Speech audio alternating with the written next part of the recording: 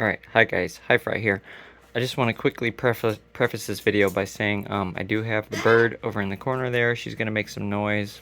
Turtle, he's not making any noise, but we will have some animal sounds today. Anyway, I have something very special for you guys. I am part of the tour for a relatively unknown or relatively obscure Indonesian brand called Seventh Acoustics. So I just wanted to quickly say shout out to all my Indonesian friends. This is part of some Indo Hi-Fi, kind of a break from the Hi-Fi that I've been covering, the last few months to a year, whatever. So I always like to highlight new companies, and they're a relatively small company. But anyway, today we're going to cover a exciting earphone that they have that they had sent me as part of their US tour. I've had it for a few weeks now, and so anyway, releasing the video for it today. I do apologize to Seventh Acoustics. I am a little bit late. I was hoping to have this video done a couple weeks ago, but I've been very busy. But I finally have the time to finish this video. So anyway, that being said, let's get into the details. So I have three different sources here. I have my Acoustics Q5K, I have my TK2, and then I have my S3 Pro. This is from Hi-Diz. And we're going to talk about how each one of these affects the earphones slightly. And then I have a few ear tips here, and we're going to talk about how these ear tips affect the sound of the IEMs. So without further ado, let me just grab them out real quick and we'll do a little unboxing. Alright, so this is the box for the Seventh Acoustics Supernova. Relatively unassuming. There's nothing much on there. Now this is a tour unit, so the packaging may change, the accessories may change. I'm not sure exactly how far in the production line this unit is. There may even be changes to the unit, so just keep that in mind. I'm not sure exactly what the difference is. This is not a retail model, this is a demo unit. So this was provided by Seventh Acoustics as part of their US tour, and so as a part of that, some of these things may change, so just be aware of that. But anyway, so we have the box here, relatively unassuming box. Now we do have a couple cables. Alright, so I believe this is the cable that comes with the IEM. I'm not sure exactly the core. I haven't asked them too many questions. I haven't been I try not to talk to manufacturers too much while I'm conducting my reviews, and that is just to not affect my bias in my reviews. Also, I don't want them to be aware of any of the information that I'm publishing. So anyway, but yeah, so we have a cable here. I believe it's copper cable. And then we have a nice case here with the Seventh Acoustics. I think it goes like that, yeah. So Seventh Acoustics logo. So they got a pretty cool logo there. And then we have a box of Final E. Now, Final E have very small nozzle ends. This is like, I don't know, 2.5 millimeter, maybe 3 millimeters. They do stretch. So, but we'll get into that shortly. But anyway, and then there is a little cleaning cloth at the bottom of the case. So, here are the earphones themselves. Now, when opening up the case, we are greeted by the earphones, and you will notice there is foam in the top of the lid of the case, but there is not any foam in the bottom. So I'm not sure about that. I'm not the biggest fan of metal cases, especially when they're not lined, just because if you have these in transit, the earphones are going to be banging against the metal and could cause some unnecessary damage. So just keep that in mind. But like I said, all this is subject to change. They may change this. But with all that being said, we have a beautiful metal case here. We have a nice copper cable. It's a beautiful copper cable. Both of these, now I'm sure you can choose your termination. So this is a 4.4, and then this other cable is a 3.5. So I assume they only include one cable, but they have both cables here just for the reviewer's sake. so you can test the IMs out with the cable. But anyway, yeah, so copper cable. This one has the 4.4. It's a high quality cable. It's a little on the stiff side. Now I don't know how worn this cable is. I know a lot of these cables, this vinyl coating will harden up with like sweat and exposure to UV, so to sun. I live in Florida and there is a lot of UV, so a lot of my cables tend to get pretty stiff after not much use. But anyway, so just keep that in mind. But yeah, so we got the left and right side. Now the IMs themselves are kind of flush fit as far as the connector goes. You'll see that there is a little bit of a recess here, and there is a protrusion on the cable itself. Now I just noticed this connector is crooked. That came to me that way. So anyway, but yeah, so I'm not a big fan of this just because you have this standoff here, and that's just a little more leverage for these things to get banged around. It's not a bad thing, but anyway, it you know, some people don't like this just because you risk damaging the cable a little bit more. But anyway, or the connector. But so these are the earphones themselves. They are a pearlescent, iridescent, kind of abalone shell kind of faceplates. Very nicely looking. We have the Supernova logo on one side and then the 7th Acoustics logo on the other side. The build is all resin. Now these are, I assume, a prototype unit or a early sample, because they are a demo unit. There is a little bit questionable about the resin. There's like 2 different types of resin, it seems, or they are worn slightly uneven. You can't really see it in the light here, but when exposed to UV light, there is definitely a change in tone. So this kind of appears like as a grayish color, and then there's like a black stripe that runs all the way along it, and then it turns gray towards the end here again. You can't see it indoors, but I can see it out in the sunlight. Now, yeah, you can actually kind of make it out on this one. You see, there's this band, so right in the middle there. It's very hard to see, but there's like black. So you have this like darker grayish kind of color, and then black, then back to like gray. So anyway, I'm not sure what that is, but I assume that's probably just because these are a earlier prototype unit. Now, there are 4 bores. In my testing, only 3 of them are functional, and we will get into the bores here really quickly. Sorry, I'm just looking at my notes. So this top one is the mid BAs. Okay, so we have our mid-range BAs here. This bottom one is the treble BA. Okay, so this is where the treble emanates from. So mids, treble, and then this top small one here. So we have these 2 smaller bores here on the side. This is the bass cavity, or the bass bore.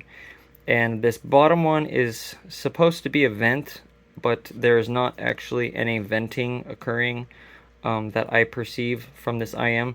When I covered this, it didn't change anything about the frequency response whatsoever, and there is a small amount of noticeable pressure when I insert them into the ears, and during wearing I can feel there's a little bit of pressure. So keep that in mind. These are not a fully vented design. Now, they may have updated this in further iterations, but these are not fully vented. So as far as the fit goes, the fit is actually very comfortable. You can see they have a relatively small profile. The shape is pretty small.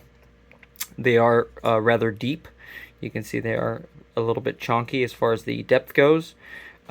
But the overall ear shape is very comfortable, very natural. No concerns with fit whatsoever. The angles of the connector, everything's fine. Everything's really nice. Feels good in the ear. The bore of the nozzle is a little on the chunky side. So when I took it out to measure, the nozzle size is about 6 millimeters.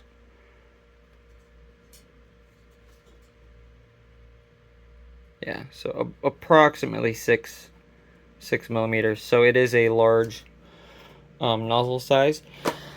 Now that will affect the tips that you're using. It kind of limits the types of tips you can use. Now the reason why I brought out all these tips earlier, so this is a TRN T-tip. I really like these. These kind of stretch, so you can fit them over the nozzle, and it will not impede any of the bores here inside the nozzle. So that's good. No issues there. And then we do have two different types of the of these, like, I don't know what you call them, moon drop tips, or the this is like something you would see with the Blessing 2 or the Truthier 0, that kind of stuff. There are two different types here. Now I just wanted to outline this really quick before I get into the sound impressions.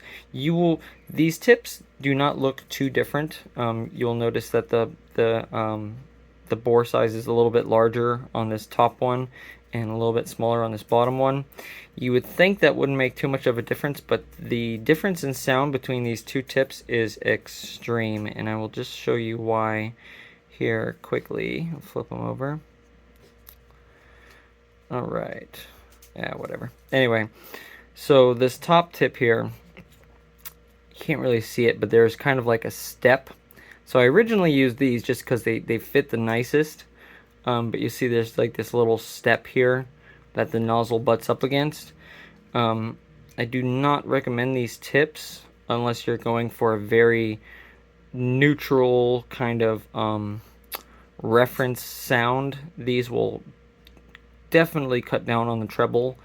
As far as the bass goes, I don't think there was much of a difference with the bass, but as far as the overall sound towards the treble area was significantly diminished, and it affected the imaging. It just didn't. It sounded way more neutral, but it just, in my opinion, it kind of negatively affected the sound. So those tips I do not quite recommend. But for these other ones, now you notice these, the bore goes all the way through. There's no little step in the center here. But these are much easier to fit over these nozzles here. These are much better, and you can actually kind of see it. There's the treble BA is more exposed. These sound really good. These actually sound really good. They're bright, they're lively. But these other ones here, the ones with the little step inside, they are much more toned down, kind of darker sounding, more flat, neutral, kind of a little bit boring sounding. As far as the like CP100s, these will fit. Yeah, they're not too bad. But again, you have this thing where it kind of impedes it a little bit. They don't sound too bad with the CP100s, but I just kind of wanted to show you guys the different tips that we have. Now these are like a Symbio kind of tip. These were the ones that came with the Z Reviews the C Audio. But yeah, they do fit. These are probably the hardest to fit. Not too bad, and you will get a little increased bass response just because of the foam underneath. So those aren't too bad. But my favorite of the tips, so these are the Tri-Clarion. These are awesome. These sound fantastic. So first off, you have this wide mouth or whatever to fit the nozzle. So they fit on very nicely, but you can see that all of the tubes, or the chamber, whatever you want to call them, the tubes, they're all exposed.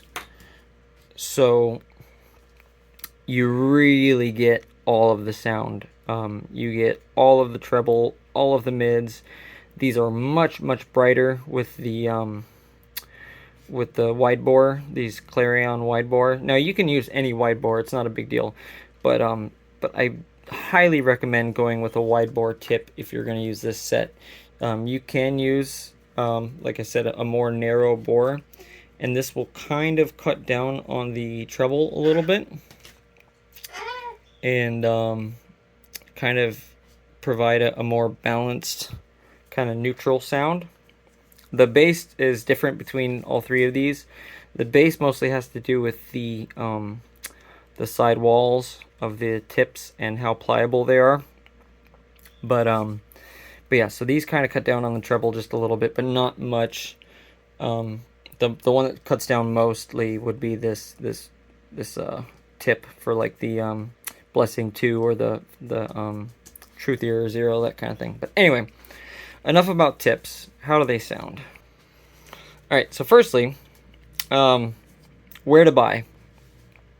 So Seventh Acoustics, like I said, they're a relatively small company. The only way that you can purchase these are through their Facebook page. So you'll have to put in an order through their Facebook page. I guess pay them with PayPal or Venmo or whatever they use, and then they will send you the tip. So their store is operated strictly through Facebook right now. I don't believe they have a website at this time. The configuration is 6 balanced armatures, so they have 2 for the lows, 2 for the mids, and 2 for the highs. The price currently is $750. Like I said, yeah, I'll provide a link to their Facebook page in the description, and if you guys want to try them out, you can contact them. They've been super helpful, super nice. They're nice guys. There's a few of them on Facebook, but yeah. Anyway, so Seventh Acoustics, the model is the Supernova, and like I said, it's 6 balanced armatures, $750.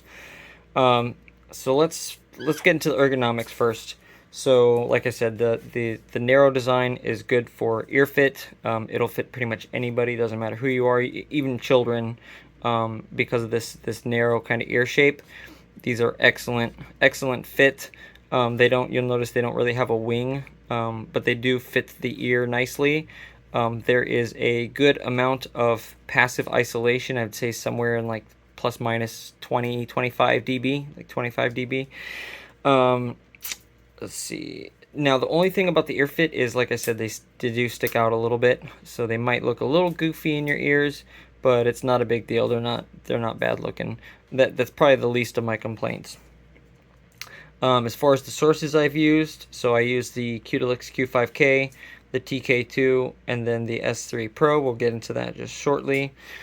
The pros of the IM. So they're fun, they're engaging, highly resolving sound. They have excellent imaging, excellent layering. They have good depth, good punch and slam in the bass. Now they are all balanced armature, so there is some timbre in the treble. The bass has good tactility, but for some people, compared to a dynamic, they may find it lacking in dynamics a little bit. But I came directly from where is it at? From my DIY project that I'm doing. These are excellent, by the way. But anyway, so I went from these straight to these, and I didn't really notice too much difference, except for maybe the bass was a little less meaty on the Supernova, but it was definitely faster, and they were more like microdynamics. But with the dynamic, you will get a little more meat, a little more punch and slam. But it is good. The decay is actually pretty full on the Supernova. No complaints there. So these scale very well with source. That's one reason why I brought up the sources. So if you're using a smaller source like the S3 Pro, you are going to get a smaller sound. If you scale up to something like the TK2, you are going to get a larger sound. And I'll explain that shortly. So yeah, so they scale well with source. Also, different tips will allow you to kind of fit different genres better. I'm not going to get into the weeds of which tip benefits what genre, but we'll just say that these are kind of a chameleon. Like I said, you can go from a very neutral reference kind of studio sound to a more fun, engaging, brighter kind of neutral bright signature. treble bright, that is, not mid bright. Anyway, so they are kind of a chameleon. You can use them with several different genres of music, and they'll do wonderfully. And like I said, you just kind of switch up. You can switch up the cable and the copper cable. This will kind of tame the treble down a little bit. These do have a strong emphasized upper treble. They do have a decent amount of treble timbre. It's not bad. It's a little gritty. It's a little on the gritty side, but the upper treble is like super clear, super crystal clear. So they really made sure by tuning these that the emphasis was on that upper treble air. So there's a lot of air. There's a lot of resolution. So very, very airy set, very nicely detailed set, very, very detailed. Sounds good. So like I said, they're more flat with narrow bore, more of a U-ish or like a neutral bright shape with the wide bore. The lower mids, the quantity is actually very satisfying depending on which amp you're using, which source. So those are the pros. So excellent IM, worth the money, sounds good. I have no complaints with it whatsoever. But let's get into the cons. So like I said, these are nitpicks mostly, but they do kind of stick out of the ears a little bit. They could be potentially fatiguing, but in that case you can just switch, you can just switch the tip, and they'll be a little bit less fatiguing. And most of that fatigue just has to do with the timbre of the treble and kind of the upper mids. It has nothing to do with the tuning. It's mostly the timbre and just how much upper treble emphasis there is, because there is a lot of treble air. And so if you're listening to that for long periods of time at high volume, you may get fatigued. But like I said, it's a very detailed, very resolving, engaging listen.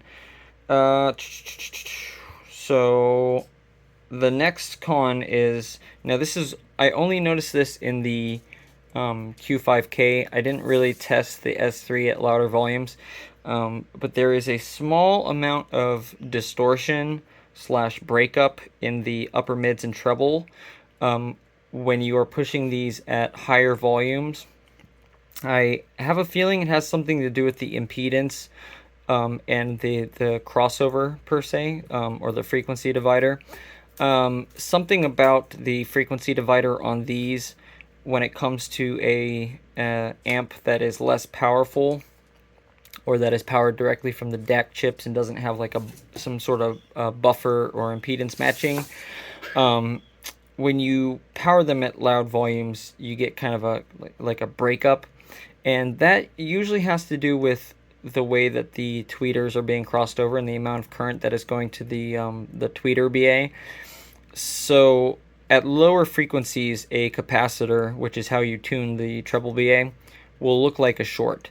So when you are playing lower frequencies through an IM, the treble BA, the capacitor will kind of essentially short out, or it'll choke the current, kind of clamp down on it, and that's how you get the difference in tuning.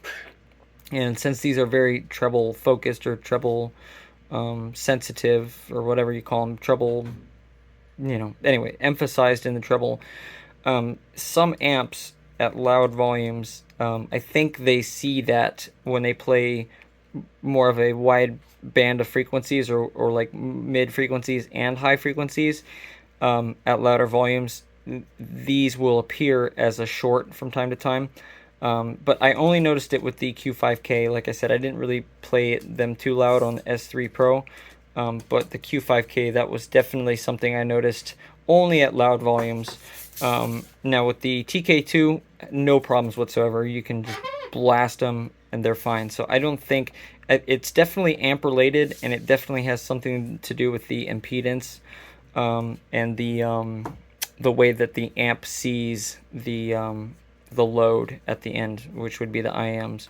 So there's definitely something going on with the capacitor where it's appearing as a short, and it's kind of shorting out the amp just a little bit, just a tiny bit. But it, like I said, it may be at like 100 dB, 110, 110 dB, 100, yeah, something like that. So very loud. It's not really a big deal. And if you kick it in the high gain mode and you're using a balanced cable, it's even less evident. So not the biggest of deals. It's mostly if you're using the like a balanced cable that you will find an issue with it.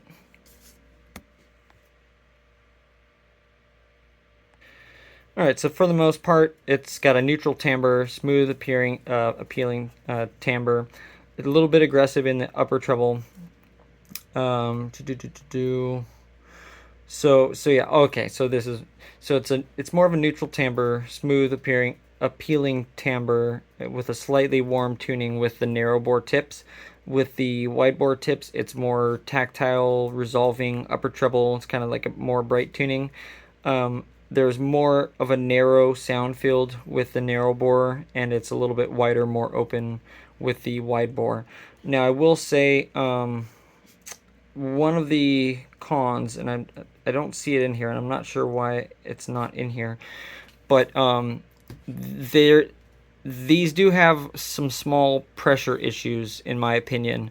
They are not fully vented. I did test covering the vent, which is the bottom right hand side, or the bottom left hand side that is supposedly the vent, and it did not make a difference whatsoever.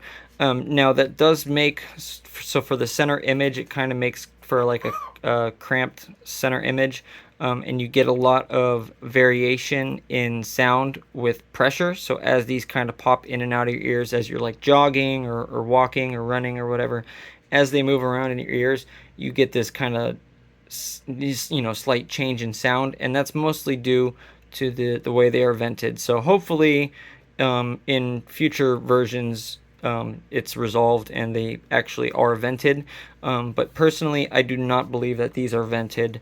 There was nothing that they showed me in my listening tests. They didn't prove to me that they were vented. Anyway, you can feel the pressure. I mean, it's there, and like I said, it kind of makes for a cramped head stage, just for the center image. Once you start playing music and stuff, everything opens up, and mostly in the treble kind of gives it that openness. But when you're listening to like vocals or speech or anything like that, these are kind of cramped. Now you could use foam tips, and that might help out with it a little bit, but that was just a little bit of a nitpick for me. Let's see, what else do we have? Oh yeah, so yeah, I guess I did put it in there. Oh, sorry, my notes are all over the place. So yeah, sealed design, I think. Slightly compressed center image. Soft, slightly muffled timbre in the lower mids, which resolved with the wide bore tips. The nozzles are a little chunky, but as you can see, I could fit most tips. It wasn't really an issue. And then this probably the biggest one is the noticeable change in timbre, timing from the mids to the treble. Now this was mostly an issue with the Q5K. It was still evident in the TK2, but it wasn't as bad in the TK2 than it was the Q5K, and that is the difference between timbre from the mids to the treble. And there's also a difference in timing, so that it's not the most coherent going from the mids to the treble. Now that does make for excellent 3D. That makes for great imaging when you have that separation there, and it definitely makes the treble stand out more. So it's kind of a give or take thing. If you want absolute coherence, then it's a bad thing. But if you want good stage and depth and imaging, and lively treble and that kind of thing, and you want to separate out the treble so you get a lot more of those details that your brain can perceive, then you want those to be separated. But yeah, so there's a little bit of separation between the mids and the treble, but for the most part these are very coherent. Other than that, they sound great. So my recommended tips would be like the foam tips, the Moondrop foam tips in particular, because they have this wider bore, or if you can find foam tips that have the wider bore. My other recommended tips would be the Tri-Clarions. These would be my number one go-to, but they are a little bit bright. Reversed Starlines, which are also good, and anything wide bore. So I would recommend anything wide bore, but if you're looking for a more toned down, kind of neutral sound, isn't as bright, isn't as fatiguing, you can use the smaller bore. And other than that, that is pretty much it as far as the listening goes. Like I said, the bass is pretty punchy, impactful, sounds good. The mids have good quality, pretty good texture for the most part. There is a little bit of BA timbre in the mids. You do notice a little bit of that kind of plasticky, but that's inherent to any BA set for the most part. It's very rare that you find a set of all BA IMs that has that perfect clean timbre. And the only reason why I noticed it was because I've been testing DD IMs for like days now, and going from a DD to a BA, it's noticeable. But once you spend a little bit of time, like a day or two, your brain forgets about it, and you just kind of forget it's there. So, but you don't really notice it unless you're going from a dynamic to an all balanced armature set. So anyway, with that being said, let me show you guys a graph real quick, and we'll get into that.